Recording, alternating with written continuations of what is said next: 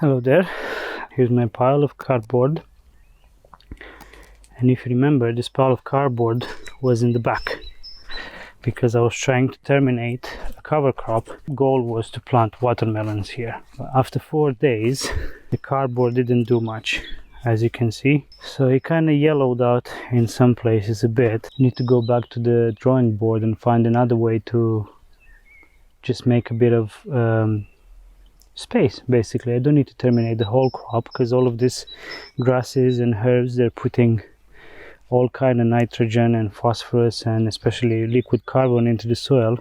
So maybe I'll just take some wet straw and make some nests, like, I don't know, 50 centimeters apart from each other. Boom, boom, boom, boom. And by the time the watermelon seedlings are going to be ready, I'm just going to plant in the middle of that. So around the base of the watermelon is going to be no wind pressure, and then when watermelon grows, it's just like cucumbers, like squash, like zucchinis, like pumpkins. They just take over the whole area, and I think they're gonna kill, by taking away the sunlight, everything in that time, and get a huge boost of nutrients by decomposing those herbs. So I believe that everything happens for a reason. I had to have this realization of it's better to just build a couple of nests instead of trying to work against nature. So back to my original philosophy. But also, I've seen a lot of people having success with the cardboard on the soil, on the herbs. I think also because it's sloped, it's quite steeply sloped, a big angle. And also the cardboard doesn't offer enough of physical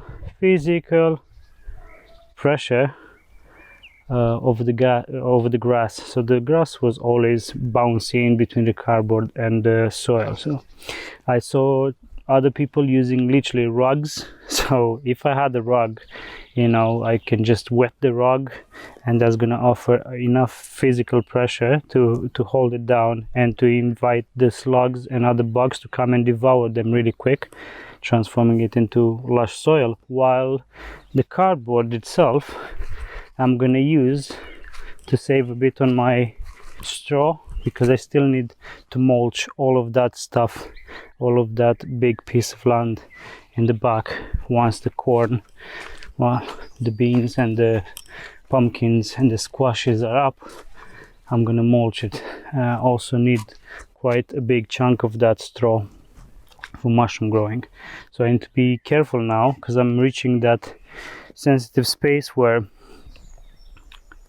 the straw is, maybe I have a bale left, not even a bale and a half, a bale left. And now it's the support for my growing seedling pods. Today I finished the wood chips as well, and that was a heartbreaking moment.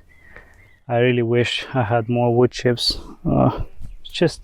It's not very common here to find it for free, and I'm not gonna buy again the amount that we bought initially, because it's a big chunk of money for our budget. It's not a big chunk of money in other situations, but right now, with our tight budget, can't say that I'm willing to spend that amount again. So that's why I'm going to use this cardboard in the pathways. So where there was a humongous wind pressure, I've added some wet straw in between the beds. You can actually see it is this darker color one. And this is good because at the end of this month, when the seedlings are ready to be planted, I will order mushroom spawn, and everywhere there's wood chips, I'm gonna have the wine cup or the garden giant, and everywhere where there's straw, I'm gonna put oyster mushroom. Just trying to get as much as I can from my investment, and also enhance my soil through mycorrhizal networks, fungi. Hello Bumblebee, say hi. Hello people, nice to see you, bye bye. Yeah, we have the talking bumblebees here, in case you didn't know. Maybe I should start a bumblebee circus. Anyway, just wanted to share that with you. The good news is that when we moved, which was almost 2 months ago, we had almost 40 boxes with our stuff, because we're big fans of minimalism. and we've been downgrading for the last 3 years huge amounts of junk, because I cannot call it anything else. It is junk that we've acquired over the last 6, 7, 8 years together. Well, no, it's 6 years together, but 8 years of actively buying stuff that we don't need just to have it. So those 41 boxes will be used in the pathways, in the alleyways between the beds, to make sure that I can save on the wood chips.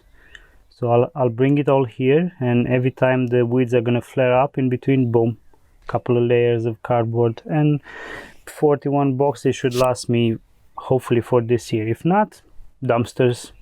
There's always cardboard in the dumpsters, and I'm not too fancy to like not take cardboard from the dumpster. So yay, people buying stuff and throwing away the cardboard.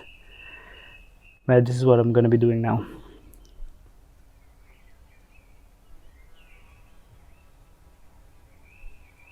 I want to say something else, but I lost my thought. Anyway, bye-bye. Good evening. It's the end of the day. And yeah, a lot of good things happened today. Finished mulching. Used all of the wood chips, and I'm happy that we finally did that. Also repurposed the cardboard from the back here, and it fits perfectly in between the rows. And as soon as we start unpacking, I will start bringing them here and mulch the pathways. There's wood chips underneath, but I don't think there was a thick enough layer. I think I only had enough for like 10 centimeters, whereas everybody says you go 16 or 20, 25 even centimeters thick if you want to have really good weed suppressing capabilities. But also I've created another bed, this one here. Whee! The reason why I wanted to do this is, first of all, because I want to use all of the space. Now, for now, I have all of this planted with herbs. So for now, for the summer, is going to be my garden herb, my herb garden. But this soil is very like hard, you know, and it's been a pathway for a long time. So I don't want to disturb the soil, take a spade and dig it, and you know, do basically what the previous owner did, which is that. So from now until autumn, this cardboard and wet straw is going to slowly decompose, soften up the soil, invite all kind of earthworms and slugs and important insects and microbacteria and fungi, and are going to prepare the soil for me. And from autumn onwards, this part, so from here up till there, is going to be a herb garden, because in autumn, as I mentioned before, we're demolishing this tiny house and we're going to build another one in its place. But from here up till the fence over there, we're going to have an outdoor kitchen, which is going to be a sloped outdoor kitchen. So I'm going to transplant slowly all of these blackberries, all of those berry bushes from there. Actually, I'm still thinking about the berry bushes. Maybe those specific ones are fine, because this outdoor kitchen is not going to have walls. It's going to be pillar,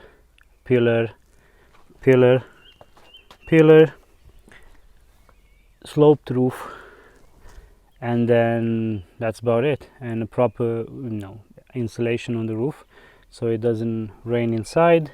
Water collection in the corners.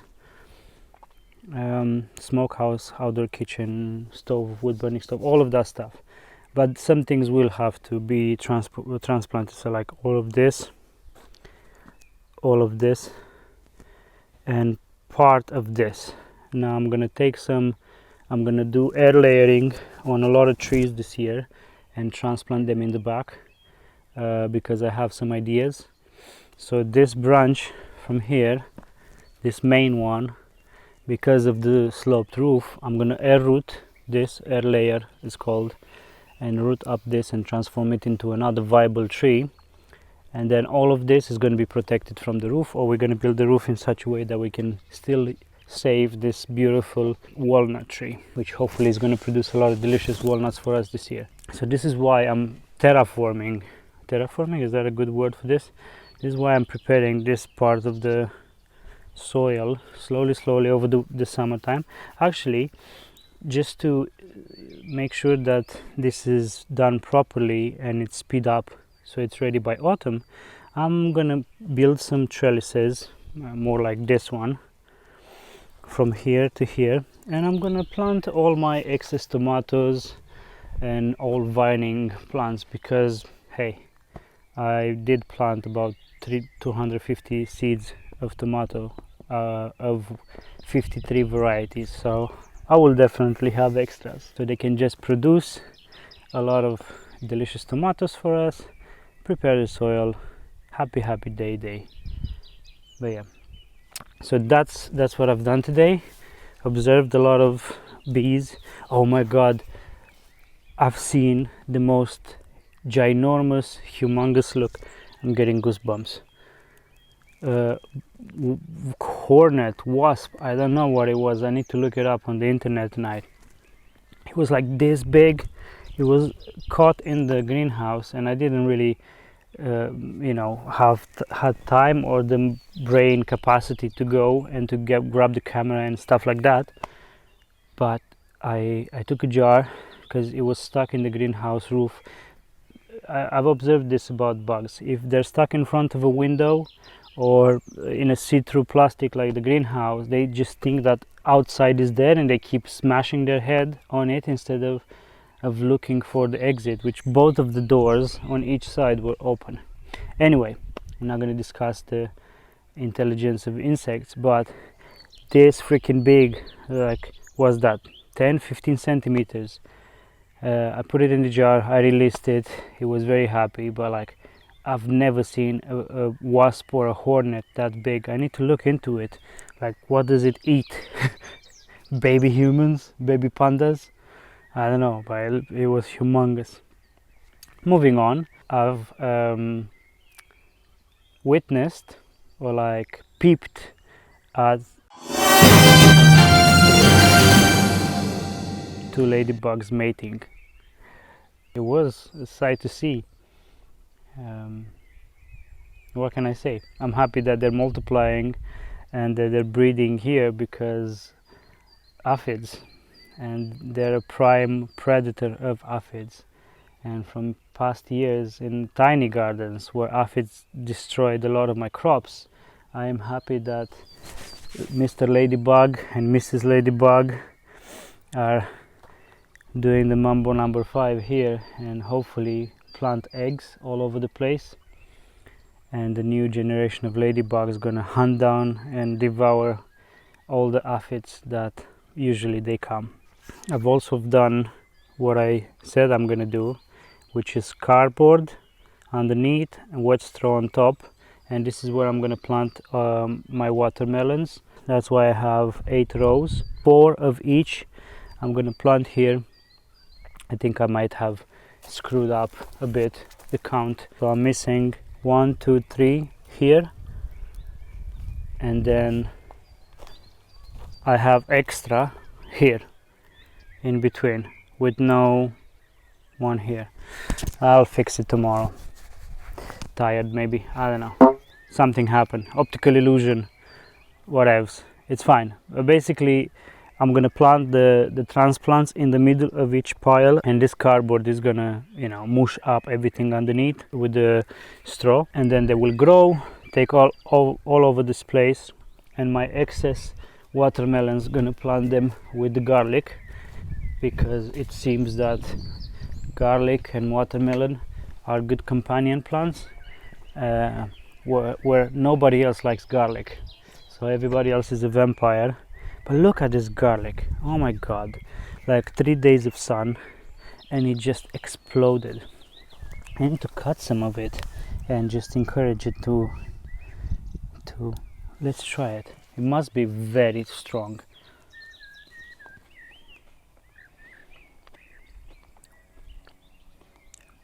It's not. Maybe I have like a high tolerance to garlic, but it's all the deliciousness, flavor of garlic without too much of the bite. You can feel the bite on the side of your tongue. Let me take some more, maybe that was just too wilted. Sorry for the mouth noises. All you out there with misophonia, I get you. It's good, it's delicious, perfect. And all the tiny one is coming out. So basically I didn't plant this garlic. The previous owner planted it last autumn. And when we bought it from him, he said like, oh, be careful, there's a lot of garlic planted here. I said, okay. I didn't really realize how much. So this is the one that managed to get out of the straw earlier. And now that one is just coming out now. And you can see it's garlic because it's in rows. Weeds don't really grow like that.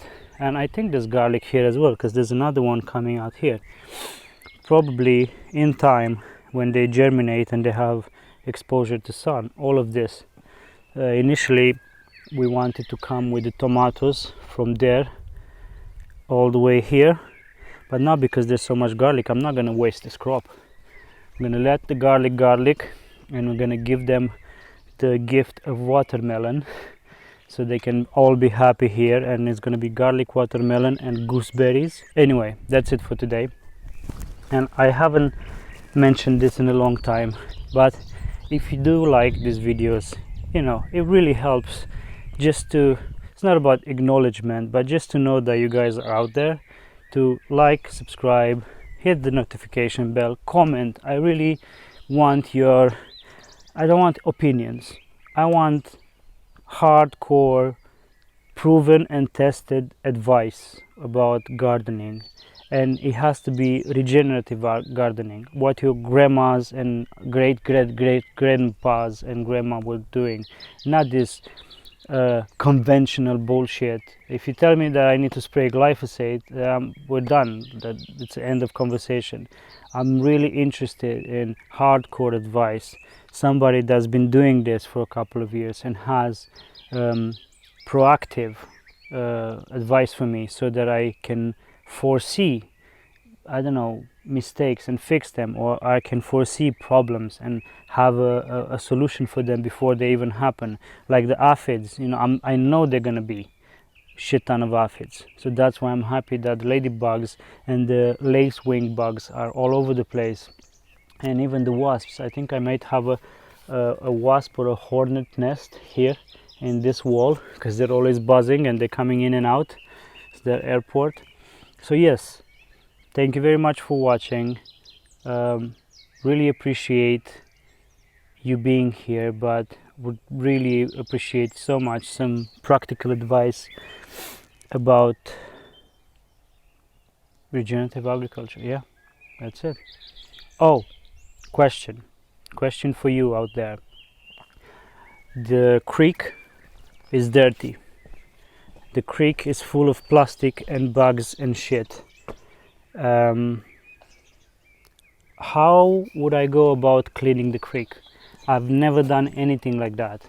Do I just go with a bucket and take up that mud, silt, dust, soil and spread it across the property, because I know it's coming from the forest and it's full of nutrients? It has good soil, just like, you know, when the Nile used to flood the deltas and the Nile River, and just bring fertility every year to the banks of the Nile. What should I do? How do I do it? If I do that, will I destroy some ecosystem of the water? There seems to be some kind of, like, you know, swirly, buggy stuff inside, so I would hate to destroy that. But at the same time, this water needs to be cleaned somehow, because it's not flowing and it's stagnant, and I don't want a stagnant, stinky bog. I just want this river to flow. Give me some advice about that, please. How do I go about cleaning the bottom of the creek without disturbing too much the ecosystem? That's my question. Thank you.